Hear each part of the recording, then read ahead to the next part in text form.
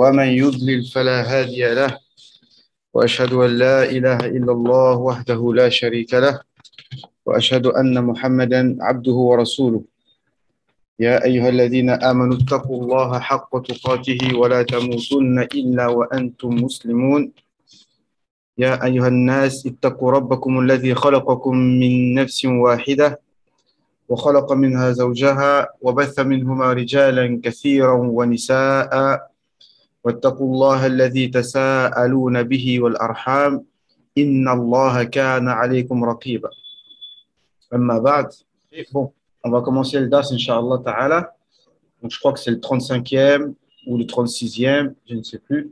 Bismillah. أعوذ بالله من الشيطان الرجيم. يقول عز وجل: ومن حيث خرجت فول وجهك شطر المسجد الحرام وحيث ما كنتم فولوا وجوهكم شطره لئلا يكون للناس عليكم حجة إلا الذين ظلموا منهم فلا تخشوهم واخشوني ولأتم نعمتي عليكم ولعلكم تهتدون كما أرسلنا فيكم رسولا منكم يتلو عليكم آياتنا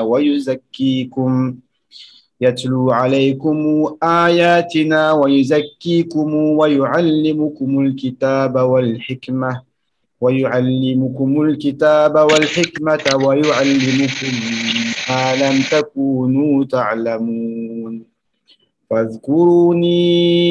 فاذكروني أذكركم واشكروا لي ولا تكفرون يا أيها الذين آمنوا استعينوا بالصبر والصلاة إن الله مع الصابرين ولا تقولوا لمن يقتل في سبيل الله أموات بل أحياء ولكن لا تشعرون ولنبلونكم بشيء من الخوف والجوع ونقص من الأموال والأنفس والثمرات وبشر الصابرين الذين إذا أصابتهم مصيبة قالوا إنا لله وإنا إليه راجعون أولئك عليهم صلوات من ربهم ورحمة وأولئك هم المهتدون. Donc on est là au verset 157 et on a commencé, et là le dernier verset que je viens de réciter c'était le 157, et là où on s'est arrêté exactement c'est le verset 150. نعم. ومن حيث خرجت فولي وجهك شطر المسجد الحرام وإنه للحق من ربكم والله بغافل عما تعملون. ومن حيث خرجت, verset 149, فولي وجهك شطر المسجد الحرام وحيث ما كنتم فولوا وجوهكم شطره لئلا يكون للناس عليكم حجة إلا الذين ظلموا منهم. Donc le verset 149, d'accord? Donc le verset 149, donc ici on fait salut Guillaume, j'espère que tu vas bien. En fait là je fais une explication du Coran en français. Et donc voilà, donc pour ceux que ça intéresse, pour ceux qui veulent savoir ce que le Coran il dit, bah vous êtes au bon endroit, plutôt que d'écouter ce que dit BFM, etc., etc. Donc voilà, donc entre les musulmans et les non-musulmans, en vérité, on a toujours vécu ensemble. Bon, moi j'étais pas musulman en étant jeune, mais voilà, on a grandi avec des musulmans, donc c'est pas les gens des médias qui vont nous dire qui sont les musulmans. Est-ce qu'on est des égorgeurs, ou est-ce qu'on est des ceci, ou est-ce qu'on est des cela? Ça peut marcher qu'avec des gens qui vivent dans les campagnes et qui n'ont jamais vu des musulmans, même des barbus. D'accord? Donc, on reprend. Donc, ici, c'était le passage très important qui relatait le changement de direction de Qibla. Donc, sur mon Facebook et le cours précédent, il est là, donc je vais pas me répéter. Mais en fait, à travers ces versets, on voit que l'islam se rapproche tellement des autres religions, mais sans non plus faire de l'écuménisme et sans non plus mettre de l'eau dans notre vin et sans non plus aller trop loin dans le rapprochement. Hein, c'est même ce qu'on nous reproche des fois. Mais en même temps, on se rapproche tellement des autres parce que de toute façon, la vérité est universelle. Donc, la vérité, celui qui est honnête et qui est pur un petit peu quand même, va toujours, d'une manière ou d'une autre, d'un côté ou d'un autre, reconnaître une partie de la vérité. Parce que nous, on prétend que l'islam, c'est la vérité. Donc, vous savez que les musulmans prient vers la Mecque pour prier, mais avant de prier vers la Mecque, la première année, on priait vers Jérusalem. Donc là, c'est les Juifs qui étaient contents. Vous voyez, les musulmans prient comme nous vers Jérusalem. Après, au bout d'un an, ça a changé, c'est devenu vers la Mecque. Et là, c'est les gens de la Mecque qui étaient contents. Ils ont dit, vous voyez, les musulmans prient vers notre temple sacré. Parce qu'avant d'être le temple, entre guillemets, des musulmans ou la direction des musulmans, c'était le temple des polythéistes, d'accord, des gens qui adorent plusieurs dieux, qui sont le contraire de l'islam. Donc ici, ces passages, j'en les avais déjà expliqués, d'accord. Et ici, Allah nous dit que, bienvenue à tout le monde, ah, j'ai oublié de dire sur le groupe, Lassana, si tu peux prévenir les gens sur le groupe que j'ai commencé, parce que j'ai oublié de prévenir sur le groupe arabisation, là. Je coupe ton son, on ne sait jamais, voilà. Donc, là, c'est les gens de la Mecque qui étaient contents, d'accord. Et on va voir à travers, on va voir à travers ce cours-là, que les gens de la Mecque ont cru que le prophète Mohammed allait revenir vers la religion de ses ancêtres, d'accord. Donc ici, Allah nous dit que ce changement de direction, donc de Jérusalem vers la Mecque, c'était en guise de preuve évidente. Ce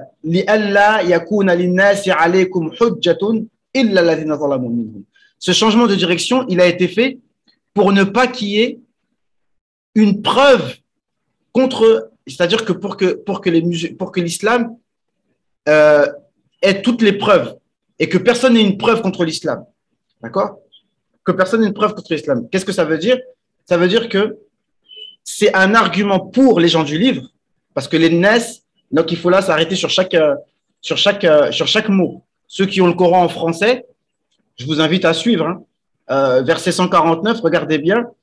Allah yakuna linnas alaykum hujjatu. Donc quand Allah dit linnas, pour les nas, vous savez que dans le Coran, quand Allah dit linnas, ça veut dire pour tout le monde. Il y a des versets qui s'adressent aux musulmans, aux croyants, mais quand Allah dit linnas, ça veut dire tout le monde, les non-musulmans aussi. Donc les gens du livre et les polythéistes, etc. Donc ici, dans les tafsirs, ils disent, si c'est les gens du livre, il y a une explication. Si c'est les polythéistes, il y a une explication, d'accord? Mais ici, c'est pour les gens, pour qu'ils n'aient pas de preuves, pour qu'il n'y ait pas de preuves pour que l'islam ait montré toutes ses preuves. Hujjatun. Donc le mot hujja, alors le mot hujja, on n'avait pas expliqué précisément ce que c'était. Donc comme on avait dit, Inch'Allah, on essaye à chaque fois, quand je peux, hein, parce que je n'ai pas toute la science dans la tête non plus, et puis je n'ai pas envie d'être trop long, quand on peut, on essaye d'expliquer chaque mot. Et si on fait ça petit à petit, je coupe ton son, JB, on ne sait jamais. Bienvenue à tout le monde. Hein. Si jamais, qu'est-ce que je voulais dire, ça risque d'être trop long, d'accord, si j'explique tout en détail. Mais j'essaye vraiment de vous donner des éléments. Et voilà. Et petit à petit, à force d'avoir des petits éléments comme ça, si on continue à être constant dans ces cours-là, finalement, on va se retrouver au bout de quelques mois avec des bases solides de compréhension, d'accord? Parce que les mots du Coran, c'est important de les comprendre pour pas que n'importe qui vienne nous dire ça veut dire ça ou ça. Hein, encore une fois, pour pas qu'on puisse se faire manipuler par n'importe qui non plus, d'accord? Même si on est obligé au départ d'avoir confiance en quelqu'un qui va nous enseigner, même si nous on peut pas tout vérifier, n'est-ce pas? Et naam. Omar Rajab, ad-dars bil-français. Donc, al-hujja, en fait, al-hujja, c'est un mot qui désigne une preuve parfaitement irréfutable. الحجة هو أكبر مستوى الدليل مرتبة الدليل. C'est le degré le plus fort d'une preuve. C'est-à-dire 1 plus 1 égale 2, ça s'appelle une hujja. D'accord? Mais de dire, oh, aujourd'hui, je trouve qu'il fait beau, c'est pas une hujja, d'accord? Il y a différents mots, il y a dalil, il y a amara, mais le hujja, c'est vraiment quelque chose qui est irréfutable. Quand on dit le mot hujja. D'accord? Illa alladhina zalamu minhum. Sauf ceux qui sont injustes. On est sur quel verset? Oui, c'est le verset 149. Le verset 149 donc, de la sourate 2.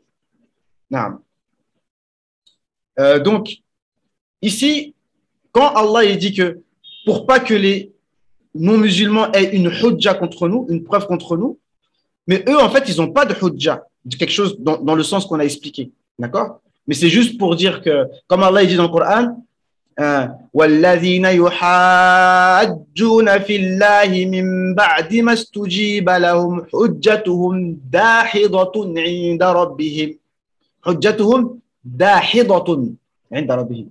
Allah il dit dans une autre sourate du Coran, ceux qui polémiquent avec toi après qu'on leur ait répondu, après qu'on leur ait donné les réponses, ceux qui polémiquent avec toi, حجتهم داحضة, leurs preuves sont anéanties auprès d'Allah Azza wa Jal. Walahum ghadabun walahum adhabun alim. Et ils auront la colère d'Allah et ils auront un grand châtiment. On va voir pourquoi. Suivez-moi bien. Donc, ils n'ont pas de preuves. Illa alladhina zalamu minhum. Sauf ceux qui sont injustes parmi eux. Dans les tafsirs, encore une fois, c'est toujours la linguistique qui nous permet de bien comprendre les versets. Ici, ils expliquent que dans la langue arabe, on te dit par exemple, Laysa laka alayya hujja illa dhulm. Tu n'as aucune preuve, tu n'as aucun argument contre moi, sauf l'injustice. Laysa laka alayya hujja illa dhulm. Bima'na illa an tazlimani. Donc, tu n'as aucune preuve sur moi, à part l'injustice. Ou à part si tu me fais de l'injustice. Qu'est-ce que ça veut dire? Suivez bien. Et on l'a dit dans le dars précédent, mais il n'est pas publié. Il est sur ma page Facebook, le dars de la semaine dernière. Alors, regardez comment on fait le lien entre les versets, mes chers frères et mes chers sœurs. Allah, il nous dit, parce que là, même s'il y a des non-musulmans qui m'écoutent, on est obligé d'être clair. On ne va pas faire du politiquement correct. On parle d'une manière claire. Allah, il nous dit, ربنا إنك من تدخل النار فقد أخزيته وما للظالمين من أنصار. Allah il nous dit que Allah il nous dit que ceux qui vont être en enfer sont ceux qui ont été avilis. Ceux qui vont aller en enfer, ce ne sera pas de l'injustice, c'est ceux qui ont été avilis. وما للظالمين من أنصار. Et les injustes, l'injuste, ce n'est pas Allah parce qu'il les a mis en enfer. Les injustes, c'est ceux qui vont aller en enfer parce qu'ils ont été injustes. Et ils n'auront personne pour les aider. Et le sens de l'injustice, je pense que beaucoup d'entre vous le savent. Qu'est-ce que ça veut dire al-dhulm en arabe, hein, le mot injustice en français, ça n'a peut-être pas la même connotation, mais le mot dhulm en arabe, ça veut dire de mettre une chose pas à sa place. De mettre une chose pas à sa place, et ben ça s'appelle de l'injustice. On traduit ça comme ça. D'accord? Donc, les gens, on leur a donné toutes les preuves. Il y a le Coran, il y a tout ce qu'il faut. Mais malgré ça, les gens ne veulent pas croire. Alors, c'est du dhulm. Ou alors, le dhulm, dans le sens que nous, qu'on connaît mieux, c'est tu m'as fait de l'injustice. Ça veut dire que tu m'as fait quelque chose que je n'ai pas mérité. Si moi, tu me trouves dans la rue et tu me mets pas d'ombrer quelque chose. Ça ne vient pas d'ombrer parce que là, tu parles de ombrer, oui, ça va dans le même sens parce que zulm, ça veut dire zulumat aussi. Vous savez, l'arabe c'est riche et les mots ont toujours des liens. En fait, il y a une jurisprudence linguistique. Ça veut dire que les mots, quand tu prends va, lam et mim, zalama et zalmatun, yani zalama, c'est faire de l'injustice. Et zalam, yani azlama, c'est faire de la justice, mais ça a le sens aussi de assombrir. Al-Zulm, c'est l'ombre. D'accord? Et le prophète sallallahu alayhi wa sallam a fait ce jeu de mots dans un hadith. Al-Zulmu zulumat yawm al-qiyamah. Al-Zulm zulumat. C'est un jeu de mots qui veut dire l'injustice est un ténèbre. Voilà. L'injustice sera des ténèbres au jour du jugement. Donc, zulm, injustice, zulumat, ténèbres. Voilà, barakallahu fik. Eh bien, les remarques comme ça me permet de rebondir. Donc, ici, donc ça veut dire que, par exemple, il y a des personnes, il se peut que la personne ait, par exemple, je sais pas, moi, je vais vous dire, par exemple, quelqu'un, il vient, il dit 1 plus 1 égale 2. Et l'autre, il dit, écoute-moi, écoute-moi bien. Si tu dis encore que 1 plus 1 égale 2, je te casse la figure. T'as compris? Tu vas dire, d'accord. Dis 1 plus 1 égale 5, ok? Tu dis, d'accord, 1 plus 1 égale 5. Ça s'appelle quoi? Ça s'appelle de l'injustice. D'accord? Donc, laysa laka alayka hujja illa dhulm. Ça veut dire, à part si tu me menaces, à part si tu me fais de l'injustice, à part si c'est toi qui maîtrises les médias, ben, tu auras raison. D'accord? Si c'est toi qui as l'argent, c'est toi qui auras raison. Et si c'est toi qui maîtrises les médias, comme je disais, c'est toi qui auras raison. D'accord? Donc, c'est ça le sens. Illa dhulm. Donc, c'est ça le sens ici. لِأَلَّا يَكُونَ لِلنَّاسِ عَلَيْكُمْ حُجَّةٌ إِلَّا الَّذِينَ ظَلَمُوا مِنْهُمْ. Sauf les injustes, qui savent, comme on a dit précédemment, qui connaissent le prophète, alayhi salam, comme ils connaissent leurs propres enfants, mais une partie d'entre eux cachent la vérité alors qu'ils savent. Et c'est une grosse injustice pour les autres chrétiens, juifs, et ceux qui dirigent la France, hein, parce que moi j'aime bien rentrer dans la politique, ceux qui dirigent la France, c'est eux qui induisent le peuple français en erreur. D'accord? Alors que les Français, à la base, franchement, il faut le dire, je ne le dis pas par hypocrisie, c'est des braves personnes. Comme tout le monde, comme chaque être humain, ce sont des braves personnes. Mais en général, ce sont les gens qui les dirigent qui les induisent en erreur. Mais après, ceux qui suivent l'erreur de leurs dirigeants portent une part de responsabilité aussi. D'accord? Comme Pharaon a fait terroriser son peuple, mais ceux qui l'ont suivi quand même, eh bien, ils ont une part de responsabilité. D'accord? Parce que Allah il dit فَاسْتَخَفَّ قَوْمَهُ فَأَطَاعُوهُ إِنَّهُمْ كَانُوا قَوْمًا فَاسِقِينَ. Pharaon a terrorisé son peuple. Ils lui ont obéi.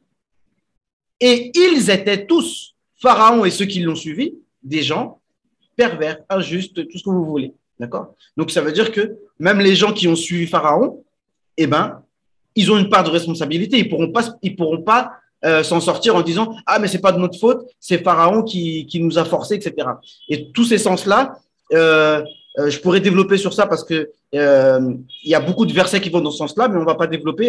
Quand on arriverait sur ce genre de versets, on en reparlera. Comme quoi, les gens qui suivent aussi ont une part de responsabilité. Juste un verset qui me vient à l'esprit, c'est la fameuse conversation entre les gens de l'enfer faibles et les gens de l'enfer forts.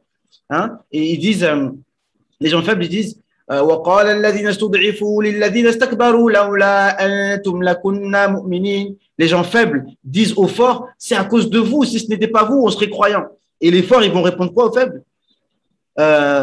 قَالَ الَّذِينَ اسْتَكْبَرُوا أَنَحْنُ صَدَدْنَاكُمْ عَنِ الْهُدَى بَعْدَ إِذْ جَاءَكُمْ بَلْ كُنْتُمْ مُجْرِمِينَ. Les forts, ils vont dire aux faibles, mais est-ce que c'est nous qui vous avons empêché de suivre la guidée lorsqu'elle vous est venue? Mais vous êtes des injustes et des criminels.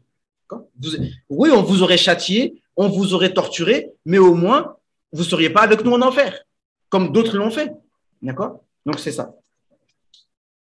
فَلَا تَخْشَوْهُمْ وَخْشَوْنِي إِلَّا الَّذِينَ ظَلَمُوا مِنْهُمْ فَلَا تَخْشَوْهُمْ وَخْشَوْنِي. Et donc, ne les craignez pas, mais craignez-moi. Donc ici, il y a un point très important.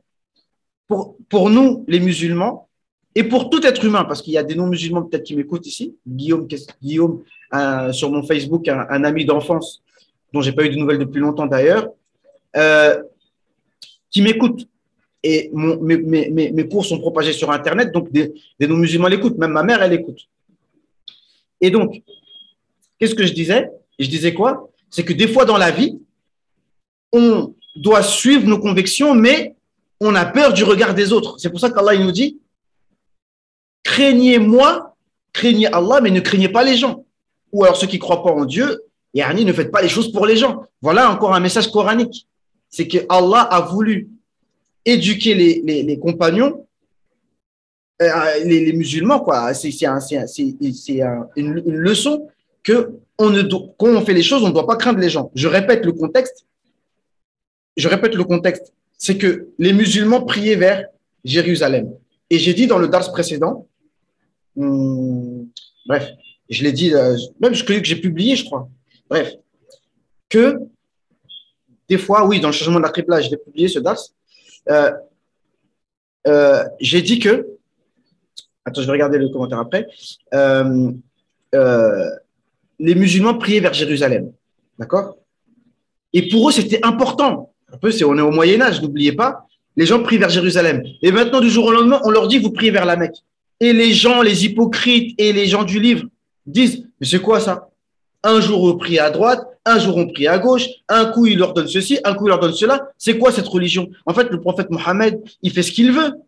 Mohammed fait ce qu'il veut. Un coup, il vous dit de prier là. Donc, comme lui, il a envie de prier là, il prie là. Donc, c'est difficile à supporter cette pression. D'accord? Mais Allah nous dit, on doit croire, on doit craindre que Allah. Et d'ailleurs, c'est justement, parce que là, j'ai clashé gentiment, comment s'appelle, Ousmane Timéra, que j'apprécie en tant qu'humain, hein, franchement. Voilà, mais je suis pas là pour l'agresser, etc. Mais lui, il fait que répéter une idéologie qui se propage, c'est de nier l'abrogation dans le Coran. Parce que ça, il s'agit d'une abrogation.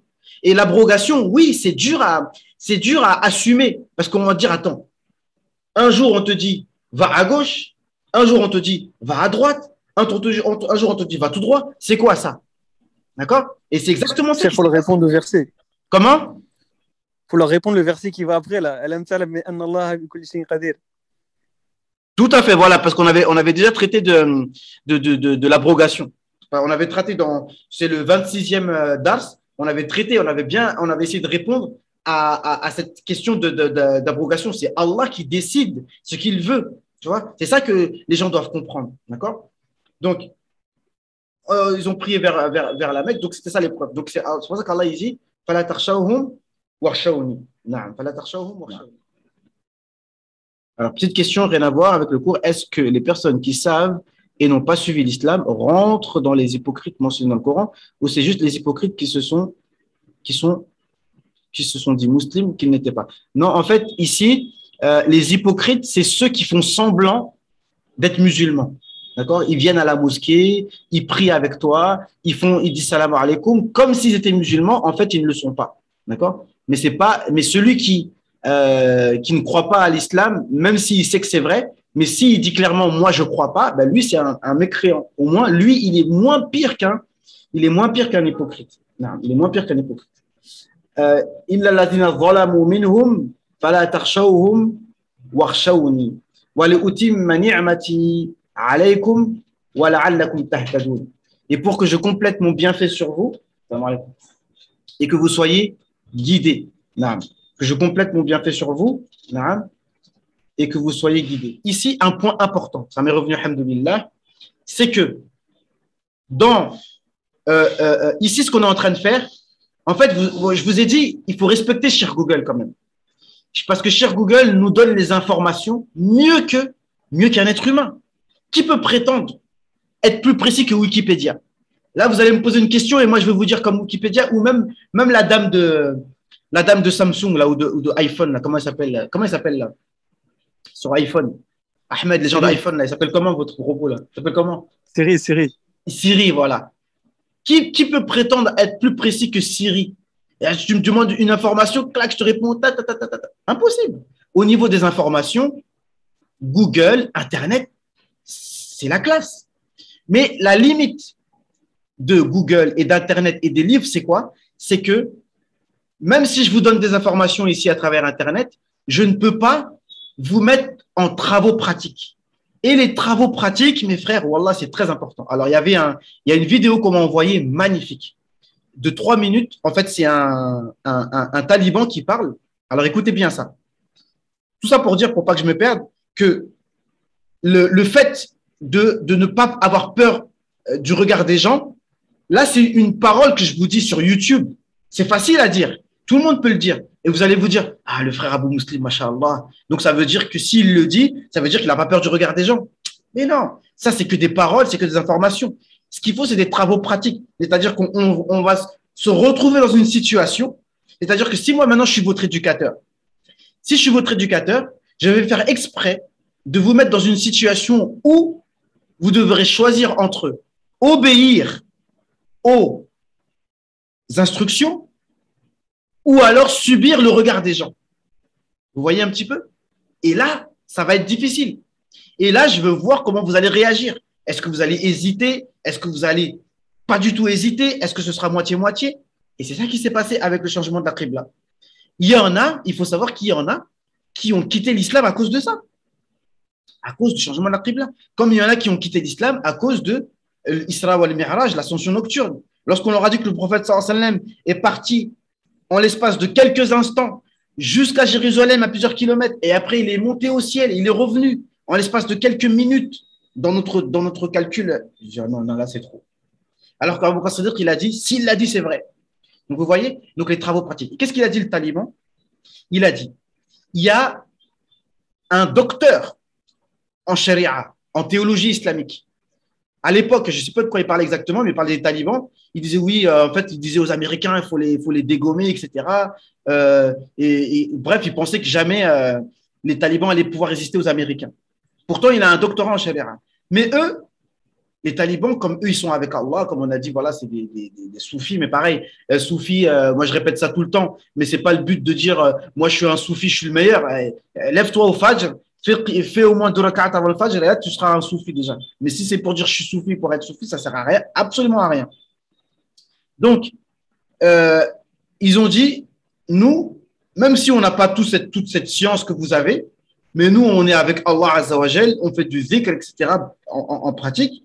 Et effectivement, on a réussi à résister aux Américains. Donc, il dit que cette personne, justement, toi, tu me parlais des hypocrites. Wallah, je vais vous envoyer la vidéo, Inch'Allah. Il a dit peut-être que lui, il a un docteur en charia, mais son niveau de iman, wallah, il a dit comme ça. Il a dit son niveau de iman ne dépasse peut-être pas celui des hypocrites. Parce que Allah, il dit des hypocrites, wala yu'minuna illa qalila. Ils ne croient que très peu, mais en vérité, ils ne croient pas du tout. D'accord? Leur iman, il est au ras des pâquerettes. Parce que si tu leur dis maintenant, bon, il y a l'armée américaine qui arrive, et toi, tu as juste quelques Kalachnikov que tu as récupérés, et un tapis de prière et de l'eau pure pour faire les ablutions. À ton avis, tu paries pour qui? Dire, ah ouais, là, c'est chaud, là. Hein? Comme PSG et Bruges, là, ce qui paraît, ils n'ont pas mené large PSG, là, apparemment. Bref, tout ça pour dire que c'est des travaux pratiques. C'est ça que je voulais dire, ça m'est revenu. عند سقوط الإمارة الطالبان كنت أسمع رباني وهو أستاذ الجامعي وعنده ماجستير في العقيدة من الأزهر يطلب من الأمريكان أن يحسنوا ضربهم وقذفهم في المجاهدين وكنت أسمع أمير المؤمنين يتحداهم ويقول لهم افعلوا ما شئتم سنفعل معكم كذا وكذا. ففكرت لماذا؟ ايش الفرق؟ استاذ الجامعي هذا صاحب الاختصاص والعلم فشل في هذا الامتحان البسيط، وهذا رجل ليس على مستواه في الثقافة والعلم نجح. فانتبهت إلى شيء أننا نحن في ثقافتنا حاليا في منهجنا التربوي والعلمي دائما نعتبره باعتبارات العلمية ايش عنده شهادة ماجستير، شهادة دكتوراه، وايش خريج كذا، بروفيسور غير بروفيسور، دون أن ننظر كم عنده من الإيمان. ولا يوجد هناك مقياس للتربية الإيمانية. قد يكون الرجل عنده دكتوراه يعني ثقافة من الناحية العلمية يعيش على مستوى دكتوراه، ومن الناحية الإيمانية لا زال ربما لم يتجاوز مرحلة المنافقين. فانتبهت إلى شيء هنا، أن منهج السلف رضوان الله عليهم أجمعين لم تكن منهجا ثقافيا فقط، وإنما كان منهج بجانب التربية العلمية كان هناك تربية الإيمانية، بجانب العلم هناك تربية الإيمانية والتربية العملية. وناس يمتحنون، يعني رجل يسمع القرآن والحديث ثم يدخل المعركة، يدخل غزوة البدر ينزل الوحي، ثم يدخل غزوة البدر ثم ينزل الوحي يصح عليهم أخطاءهم. فكانت التربية الإيمانية والعملية بجانب التربية العلمية. أما منهجنا حاليا أصبحنا نهتم ندرس الجامعة ثم ماجستير ثم دكتوراه ثم أستاذ الجامعة. عندما يمتحن هذا الطالب يمتحنه في ثقافته، لا يمتحنه هل هو يلتزم يؤمن بهذا ولا يؤمن به. Donc, et l'éducation, et ça sur YouTube, on ne peut pas. Moi, je ne vous vois même pas. Ahmed, je le connais. Lassana, je ne sais pas qui c'est. Djibi, bon, on ne s'est jamais rencontrés. Voilà. Donc, on peut pas, en fait, on ne peut pas s'éduquer comme ça. Et pareil, pour ceux qui font des tutos, n'importe quel tuto, surtout le tuto de sport de combat. Oui, fais comme ça, les crochets comme ça, les directs comme ça, la garde c'est comme ça.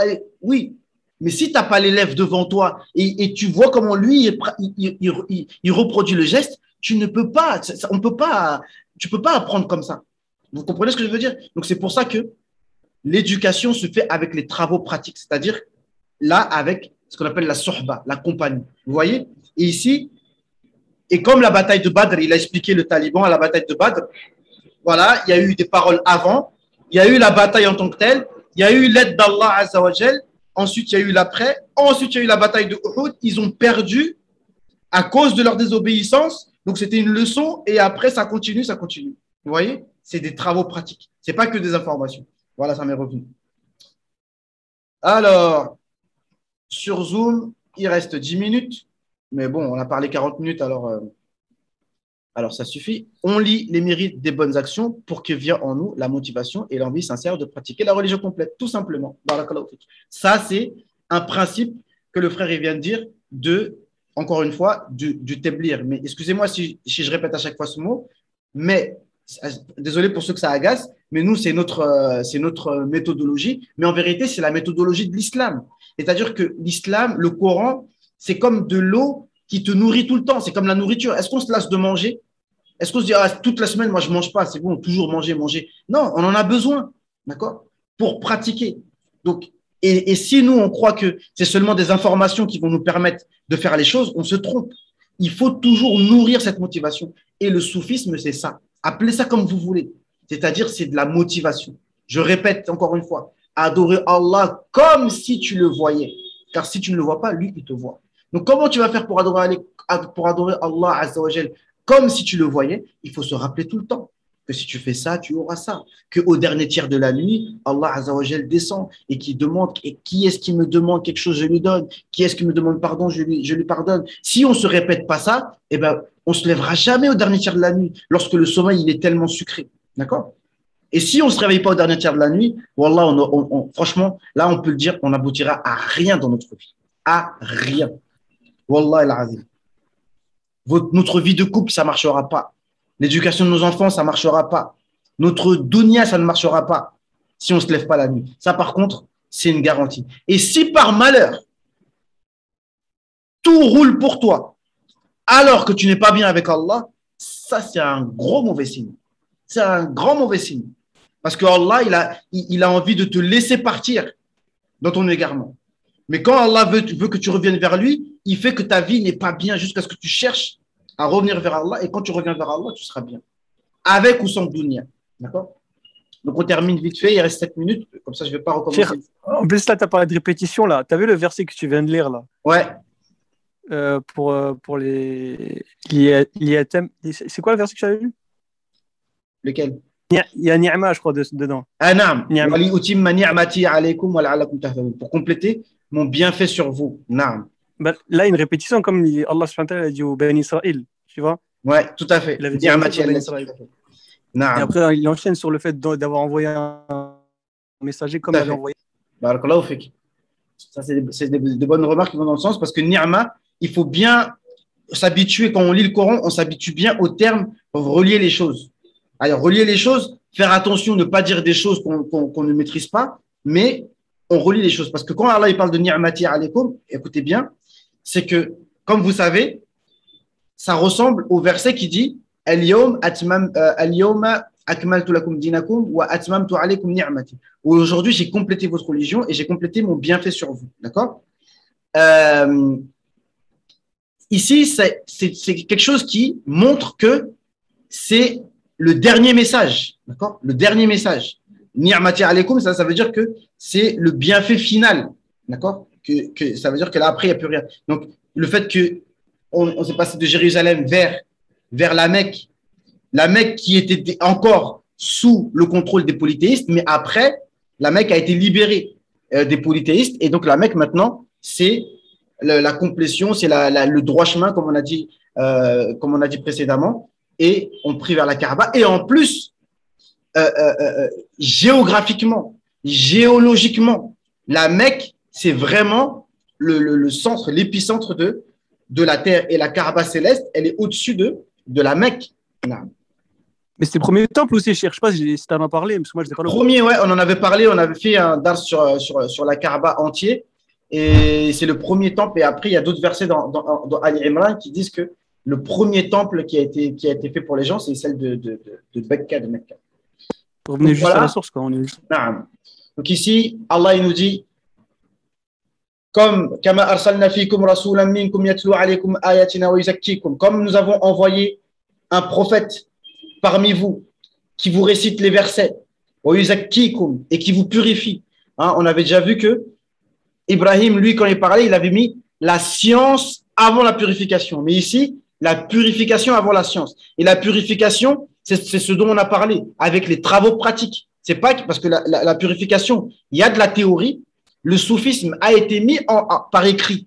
Et on avait dit que des fois, les écrits des soufis, des fois, il y a des choses un peu bizarres. Parce que la base du soufisme, c'est pas quelque chose qui s'écrit ou qui se dit. C'est pas des paroles à la base. C'est quelque chose qui se vit, qui se pratique. Donc, quand ils l'écrivent, des fois, ils écrivent des choses qui ont l'air un peu en contradiction avec le Coran et la Sunna. Mais à la base, c'est quelque chose qui se vit. D'accord? Donc, et qui vous purifie. Et comment le prophète sallallahu alayhi wa sallam purifiait les sahaba? Avec ce genre de situation. Le changement de la qibla, l'Isra wal Mi'raj, la bataille de Badr, ils ont gagné. La bataille de Uhud, ils ont perdu. La bataille de Hunayn, ils ont perdu malgré qu'ils étaient en surnombre. À Badr, ils ont gagné alors qu'ils étaient en sous-nombre. À Uhud, ils ont perdu à cause d'une désobéissance. À Hunayn, ils ont perdu alors qu'ils étaient en surnombre, mais ils avaient trop confiance en eux. Donc tout ça, c'est des éducations en pratique qu'on ne peut pas avoir sur YouTube. Pourquoi? Parce qu'on ne se voit pas. Je ne vois pas vos visages. J'entends pas votre façon de parler, je vois pas comment vous êtes habillé. Donc, je peux pas vous juger et je peux pas vous donner vraiment des réponses adaptées à votre situation. Je vous connais pas, votre situation, je connais rien de la plupart de ceux qui me suivent sur YouTube. Donc, on peut pas s'éduquer sur YouTube pour cette raison-là. Pour bien qu'on comprenne les choses. Parce que ceux qui disent oui, YouTubeur, etc. Oui, sous cet aspect-là, ça peut pas être sérieux. Quelque chose qui se fait sur YouTube parce que il n'y a pas c'est pas complet, c'est que des informations. Mais il n'y a pas d'éducation. Sur YouTube, c'est pas possible. L'éducation, elle doit se faire que quand on est sur place. Comme, machallah, un frère de Sarcelles, il est là, devant moi maintenant. Il est venu de Sarcelles jusqu'en Égypte. Il a pris son billet, il a pris ses trucs, il est venu, il est là. Maintenant, là, on peut mieux travailler. Non. Ensuite, وَيُزَكِّيكُمْ وَيُعَلِّمُكُمُ الْكِتَابَ وَالْحِكْمَةَ وَيُعَلِّمُكُمْ مَا لَمْ تَكُونُوا تَعْلَمُونَ. Et il vous apprend ce que vous ne saviez pas. فَاذْكُرُونِي أَذْكُرْكُمْ وَاشْكُرُوا لِي وَلَا تَكْفُرُونَ. Donc, évoquez-moi, je vous évoquerai. فَاذْكُرُونِي أَذْكُرْكُمْ وَاشْكُرُوا لِي وَلَا تَكْفُرُونَ. Et soyez reconnaissants envers moi et ne soyez pas mécréants. D'accord? Parce que la mécréance, linguistiquement, c'est le contraire de la reconnaissance. D'accord? Et je vous invite à connaître la définition exacte du shukr. Toutes ces choses-là, il faut qu'on les connaisse. D'accord? Et fadhkuruni adhkurkum, donc on va voir les différents tafsirs qu'il y a de ça, mais c'est par reconnaissance, ça veut dire il faut qu'on. Ibn Abbas l'a dit fadhkuruni bi ta'ati adhkurkum bi maghfirati. Évoquez-moi par l'obéissance et moi, je vous évoquerai par mon pardon. Donc, fadhkuruni azkurkum washkuruli wala takfurun. Donc ici, je pense que beaucoup d'entre vous connaissent les hadiths du prophète alayhi salatu wassalam. Celui qui m'invoque en lui-même, je l'invoque en moi-même. Celui qui m'invoque dans une assemblée, je l'invoque dans une assemblée meilleure que celle-là. Je pense que tout le monde connaît le hadith. Mais ici, on voit qu'il y a plusieurs paroles. Vous trouverez plusieurs paroles des Sahaba. Ici, c'est bientôt le Asr en plus. C'est le Asr d'ailleurs chez nous. Bref, ici, on trouve plusieurs paroles qui montrent que les Sahaba expliquaient les choses, pas nécessairement parce qu'ils avaient entendu le prophète alayhi salam, mais pour expliquer, parce que l'explication, c'est pas qu'ils avaient une liberté, mais avec leur compréhension, ils donnaient des explications. Ça ne veut pas dire qu'on doit avoir des libertés pour expliquer comme on veut, mais ici, on voit aussi que les sens n'ont pas toujours au sens apparent. Fazkuruni, hein? Le fait d'obéir à Allah, c'est une sorte de zikr. D'accord? L'obéissance à Allah subhanahu wa ta'ala, c'est une sorte de zikr. C'est-à-dire que c'est le meilleur zikr d'ailleurs. Lorsque tu fais une bonne action, tu es en train d'évoquer Allah subhanahu wa ta'ala. D'accord? Comme si tu faisais subhanallah, subhanallah, subhanallah, subhanallah, subhanallah. C'est bien de le faire, mais il y a aussi un zikr qui se fait avec les actions. Washkuruli wala takfuruni. Washkuruli wala takfuruni. Donc soyons reconnaissants, nous, les musulmans, envers Allah subhanahu wa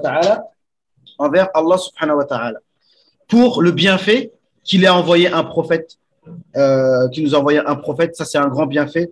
Le bienfait du Coran, je rappelle, parce que je vous avais dit aussi qu'on aurait pu expliquer, parce que j'ai peur d'être trop long, etc. Mais le mot wasata. Alors, je vous donne juste justement, parce que tout ça, ça se suit, n'est-ce pas?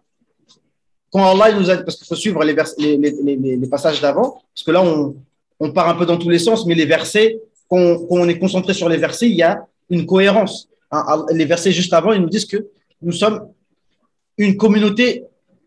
On avait expliqué le mot wasata, que certains expliquent par du juste milieu. Du juste milieu, Allahu Akbar, Allahu Akbar. Mais en fait, wasata, ça veut dire de gens justes, c'est-à-dire des témoins justes. D'accord? Et pourquoi? Et donc ça veut dire qu'on est les meilleurs. Parce que celui qui est accepté comme témoin, ça veut dire que nous, les musulmans, on sera témoins contre toutes les nations.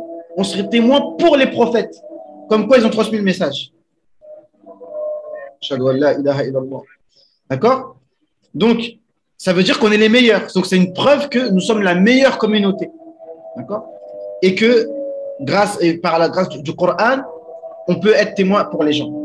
Et le mot wasata, en gros, parce que je voulais vous donner toute la définition précise, parce que des fois, comme on est précis, on trouve des éléments qui sont importants. Il ne faut pas négliger, en fait. D'accord?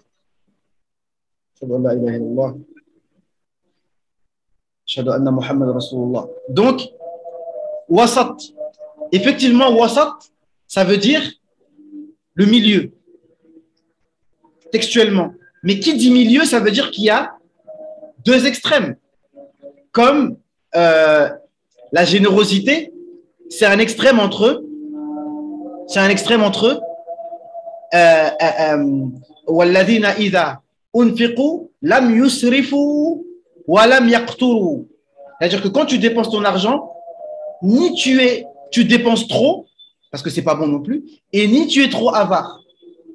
وكان بين ذلك قوام يعني قوام. Mais il y a un juste milieu entre les deux. Donc, le fait d'être au juste milieu, textuellement, c'est juste milieu, mais ça veut dire que tu es le meilleur. D'accord? Tu es le meilleur. Parce que tu n'as pas le défaut de gauche ni le défaut de droite. Tu n'es pas d'extrême gauche, tu n'es pas d'extrême droite. Tu es au milieu. D'accord? Et c'est pour ça que tous les mots qui sont en rapport avec milieu, ça veut dire meilleur dans un deuxième sens. D'accord? Et par exemple, tu dis sawa as-sabil. En arabe, on dit sawa as-sabil. Ça veut dire sawa, ça veut dire le milieu aussi. Mais ça veut dire le meilleur.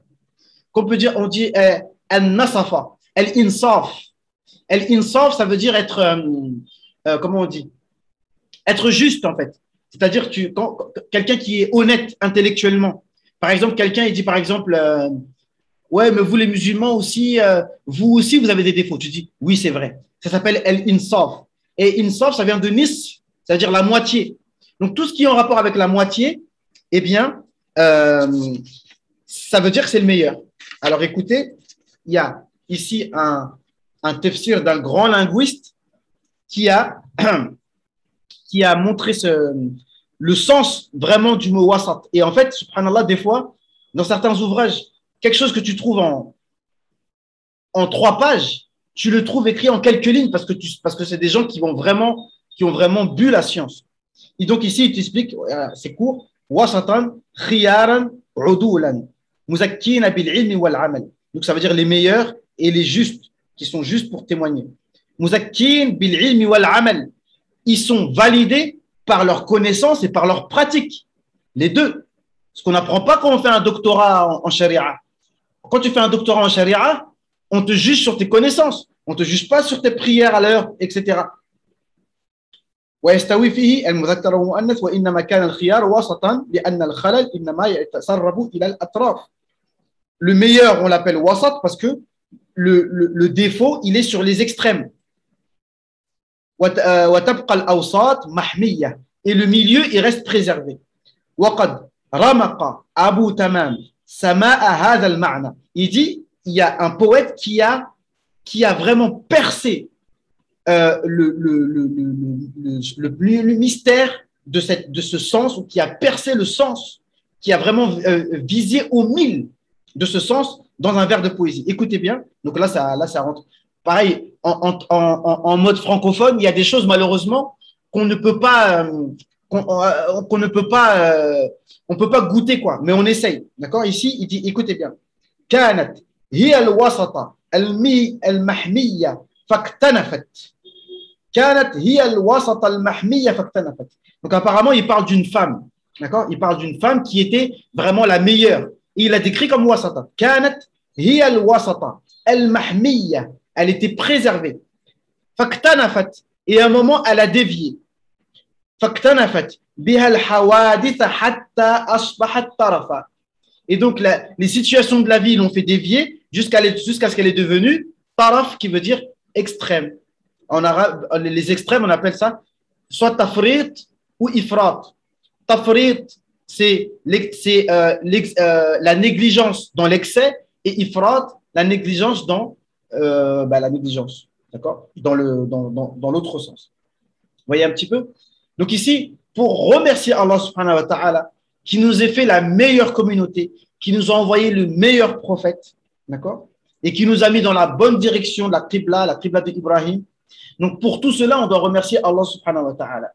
Parce que quand il dit Kama arsalna fikum, au même titre qu'on a envoyé vers vous un prophète qui vous récite les versets. Donc, la réponse c'est fazkuruni. Donc soyez, obéissez-moi, d'accord.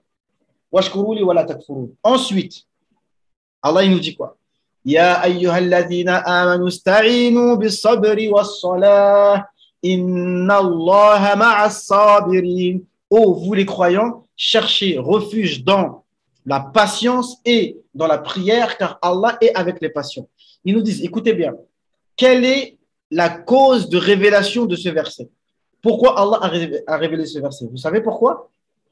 Parce que lorsque le prophète Mohammed s'est dirigé vers la Mecque, alors là maintenant c'est les Juifs qui étaient plus contents, mais c'est les polythéistes de la Mecque qui étaient contents. Ils disent, ah voilà, notre fils, l'enfant du pays revient. Donc comme il est revenu vers notre qibla, alors bientôt il va revenir vers notre religion. Ça, c'est ce qu'ils espéraient tout le temps.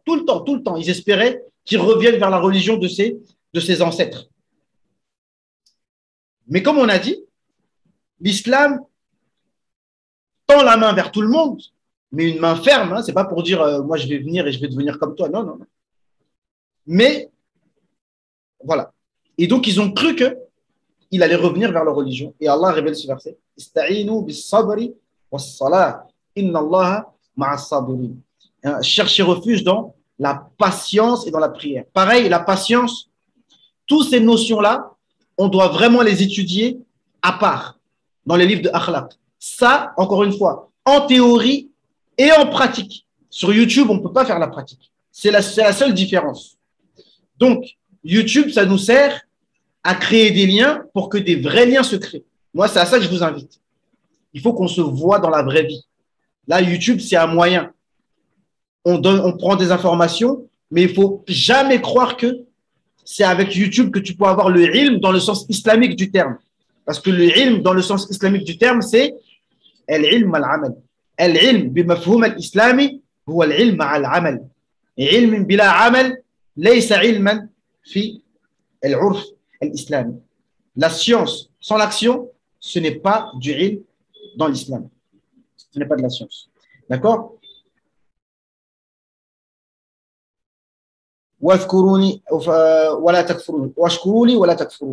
Ils ont dit, si je me souviens bien, le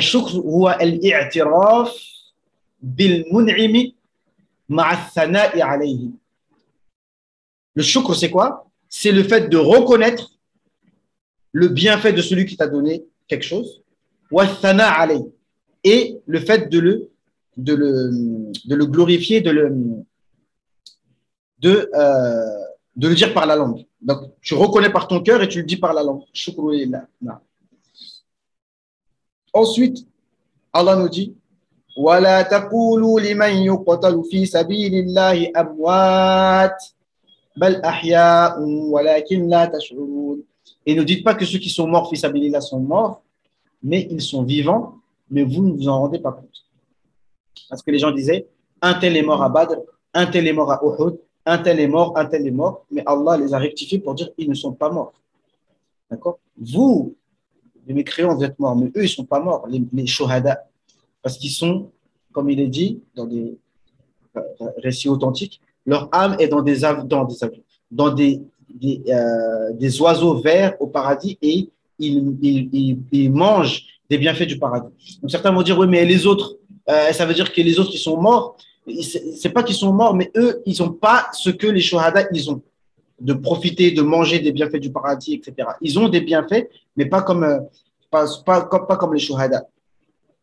Ça nous ramène encore à un autre point que je vais peut-être pas en parler ici, d'accord? Mais alors, un dernier point, après moi je vais aller à la mosquée, je vais terminer un peu par un truc un peu… moi je peux pas m'en passer de faire des polémiques. Après, je cherche pas à faire des polémiques, mais il y a des points à régler.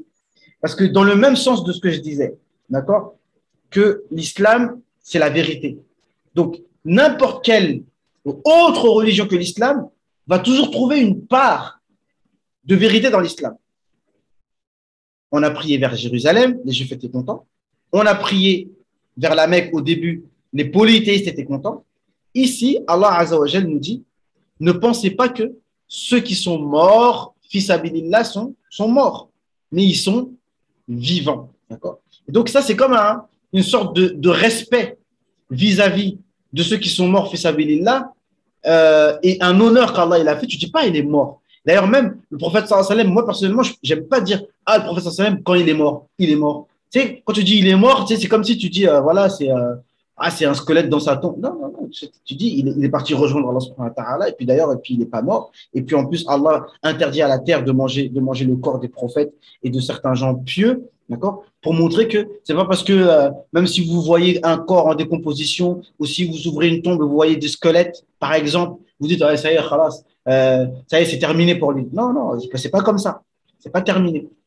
Il est toujours là. Il a toujours sa place auprès d'Allah subhanahu wa ta'ala. La preuve, c'est qu'ils sont au bal ahya, et dans le verset d'Ali Imran, inda rabbihim yurzaqoun farihin bima atahumullah min fadli wa istabshirun.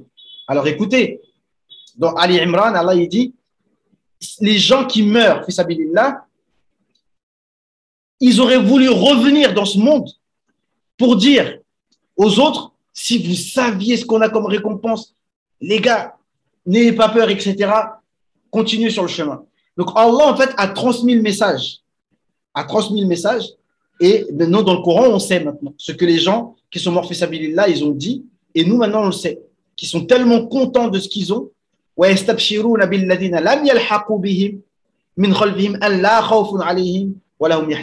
ils sont contents que ceux qui vont venir après eux, ce sera la même chose. Mais ce que je voulais dire, j'en parlerai peut-être plus tard, ou je sais pas. En tout cas, moi, pour la première fois, en fait, j'ai été à la mosquée d'Imam Shafiri. D'accord? Et derrière, comme vous savez, il y a son endroit là où il est enterré. Donc, j'ai rencontré beaucoup de Malaisiens là-bas qui, eux, ils ont l'habitude d'y aller. Après, je les ai suivis. Et derrière, subhanallah, il y avait la tombe de Ibn Hajar al-Asqalani. Et tu continues un peu plus loin, il y avait celle de Amr ibn al-As. Juste à côté, celle de Uqba, comment s'appelle, al-Haythami. Juste à côté, celle de Rabi'a Adawiya. Donc, tous ces endroits-là, il y a ces choses-là. Choses que, voilà, les gens, vous savez, comme d'habitude, oui, nanani, nanana. Mais tout ça pour dire que ils sont vivants. On leur demande rien du tout. On leur demande rien du tout. Mais juste pour dire que ces gens-là qui ont fait des efforts pour la religion d'Allah subhanahu wa ta'ala, on les oublie pas. C'est pas on dit ils sont morts, ça y est, khalas. Non, non, non. Ils sont morts, oui, mais on continue à penser à eux. Uskuruni, ça veut dire qu'on pense à eux. Tu vois, Ibn Hajar, c'est comme s'il vit encore avec nous dans les tafsirs, etc. Vous voyez? De toute façon, je vais vous laisser, je vais à la mosquée. Là, c'est bien beau de parler, mais il faut bien pratiquer. Donc, voilà, c'est ce qu'on peut dire. يعني بالأحياء Man, دقيقة. Ouais, s'il te plaît. Et donc après, on va enchaîner sur le verset d'après. وَلَنَبْلُوَنَّكُمْ بِشَيْءٍ مِنَ الْخَوْفِ وَالْجُوعِ. Je termine juste pour dire que ceux qui patientent dans les épreuves, نعم دقيقة لو سمحت، أنا سأتيك بعد دقيقتين إن شاء الله. أنا في الدرس الآن. أنا في الدرس الآن مع الناس. بعد النعم سمحت. نعم. Ceux qui patientent, hein, il y a le verset qui dit on va vous éprouver avec un peu de peur, un peu de faim, un peu de diminution des biens, etc., etc. Annonce la bonne nouvelle aux patients. Et ici, Ibn al-Qayyim, il a dit quelque chose quand même de. Lui, il a écrit un livre justement sur la patience, etc. Et il a dit il y a trois choses. Donc, on termine sur ça. Trois choses. On va revenir sur ce verset-là plus en détail. Il y a des choses à dire. أولئك عليهم صلوات من ربهم ورحمة وأولئك هم المهتدون. Donc avec la patience, on a quoi?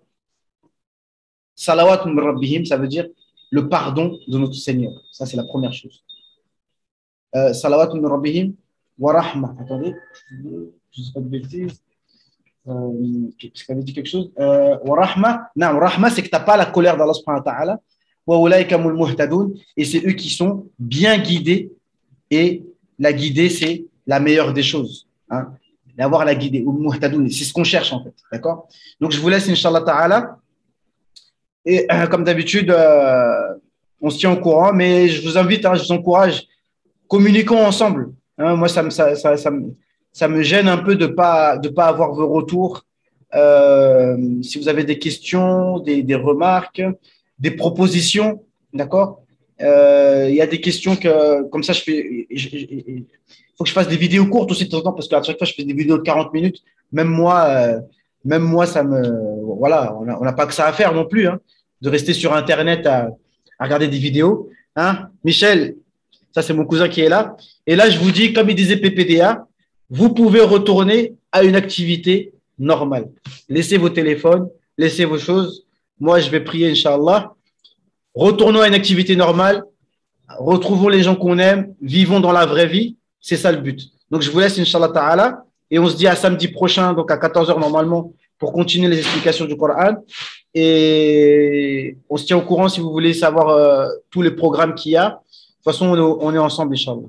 Allez, je vous laisse. سبحانك اللهم وبحمدك نشهد أن لا إله إلا أنت نستغفرك ونتوب إليك وآخر دعوانا أن الحمد لله رب العالمين. Vous pouvez retourner à une activité normale. Salam alaikum wa rahmatullahi wa barakatuh.